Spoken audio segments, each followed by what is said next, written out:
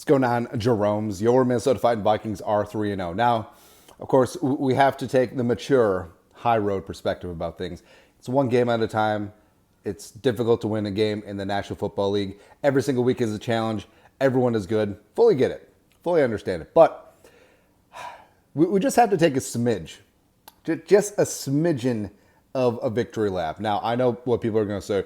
I'm only going to take a victory lap when we win a Super Bowl. Congratulations. But Vikings are 3-0. Vikings have two very impressive wins over two of the best teams in the National Football League. Although the Niners gave that game away against the Rams, so maybe the Vikings just broke the 49ers. I don't know, man. But so for all of the haters and the losers who said that the 2024 Vikings, they're going to be garbage. Bottom of the NFC North. In contention for the number one overall pick. Suck it. Shut up. That's it. That is it. Shock the world, but didn't shock ourselves, right? And even Vikings fans, like I know that some Jeromes are sort of, down in the dumps naturally. It happens. Being a fan of this team in Minnesota, sports writ large will certainly do that. But a surprising number of commenters on this channel before the start of the season, like when the schedule came out, it was just like, well, if everything goes right, 5-12, I hope I'm wrong. No.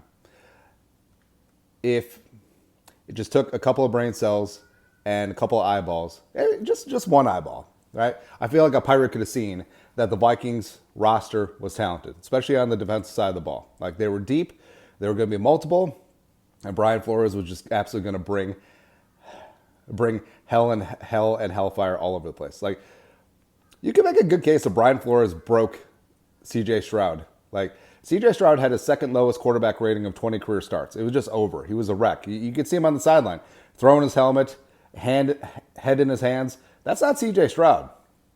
C.J. Stroud is a composed leader of men, and he looked like a kid at a peewee football game who didn't get to play, just chucking his helmet. It's tough. He put Brock Purdy in a blender, 6 sacks. Also, Daniel Jones. Well, he's Daniel Jones, right? Although Daniel Jones looked kind of good against the Browns today. Maybe that says more about the Browns defense. I thought y'all were supposed to be good, right? But what it comes down to, none of this is a fluke. This is not like the 2016 Vikings that started out 6-0, but it really was a mirage.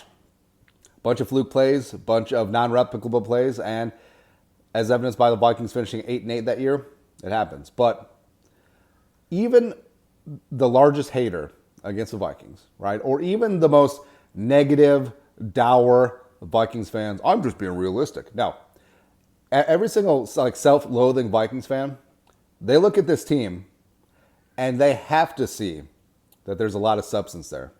You got to respect Kwesi. This draft this year, it's really more for the future with McCarthy and Diamond Dallas Turner. But the free agent acquisitions, the stacking up of talent on this roster, especially the defensive side of the ball, it's deep.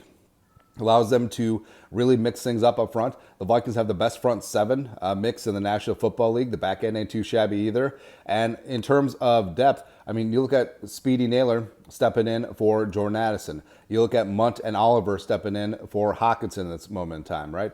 And all those guys come back. Kamu Grugier-Hill make an impact starting in place of Pace. So next man up mentality. All right, so talent all over the place and the coaching. The Vikings, hands down, have the best three-phase coaching in the National Football League, where you got O'Connell, Wes, McCown, McCardle, etc. on offense. You got Flores, Durante, Saravo on defense, as well as, of course, Coach Hatt with teams, right? So this is something special. And we said it during the offseason. Beyond just our usual sipping on the scissor, the purple drink, purple Kool-Aid, all that stuff, this team was going to surprise people. And the true Jeromes were with me, and I appreciate you. Like even the tepid, cautious Jeromes, I understand it. But people who just want to say this team is going to be bad just so that they can be right, just because they want Kwesi fired, F off. Woo! This team is good, man. Plus, we haven't even gotten to Sam Darnold yet. Sam Darnold, the pride of USC, playing the best football of his career, and Kevin O'Connell is never beating these quarterback whisperer allegations.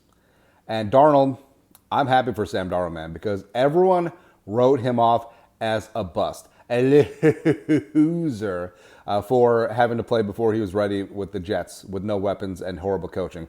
And with the Panthers, like, he looked good in spurts, but you're not going to overcome Matt Rule as an NFL coach. Matt Rule is a great college coach, terrible NFL coach. Like, he's like mini Urban Meyer with a goatee, right?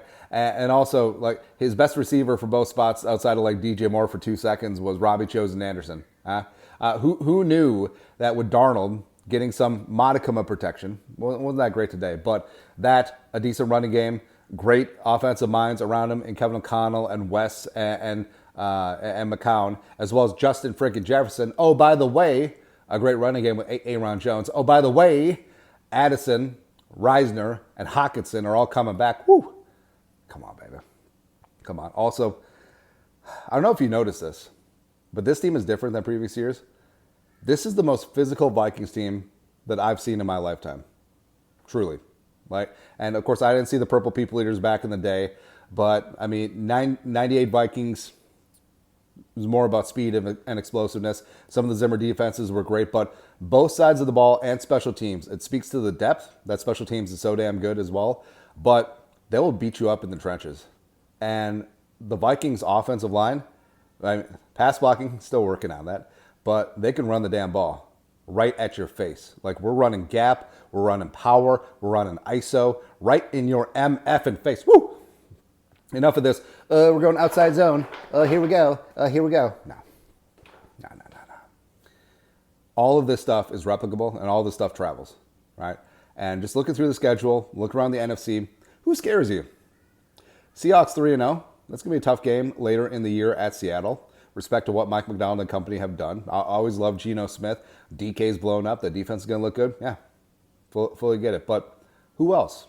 And like we said at the start, and you know, some people thought that we were just going with the bit and being tongue-in-cheek. It's like, hey, the schedule looks really tough. The Vikings could start 0-5. Yeah, the schedule looks tough, but guess what? They got to play the Vikings. All right. Bully ball, both sides. Deep-ass roster. Knocking on all the wood. Guys staying healthy. Guys coming back. Sam Darnold looking like an MVP adjacent type candidate. Justin friggin' Jefferson, Offensive Player of the Year. Kevin O'Connell, I'm a shoe-in for Coach of the Year. Flores, Assistant of the Year. Woo! Getting after things. Hey, how come there's no special teams Specialist of the Year? Because Will Rockford, it would be in line for Special Teams Rookie of the Year. 58 yards. Clang. Bang. No problem, man. But super fired up. And the thing about it is, like, hey, every single week this team is going to have a chance. And this team, they understand the whole process. And you hear them in every single interview. We're just trying to stack up good days. Stack up good days. And they're doing that. Good days, good practices, good games, good weeks, good months, even your years. I'll be there for you. Right. This team feels different. And this team is going to be a lot of fun. Enjoy it. And, baby, we got a stew going. That's right. But your thoughts are thoughts. Where are the haters and the losers? They go. All right. Skull, no production value.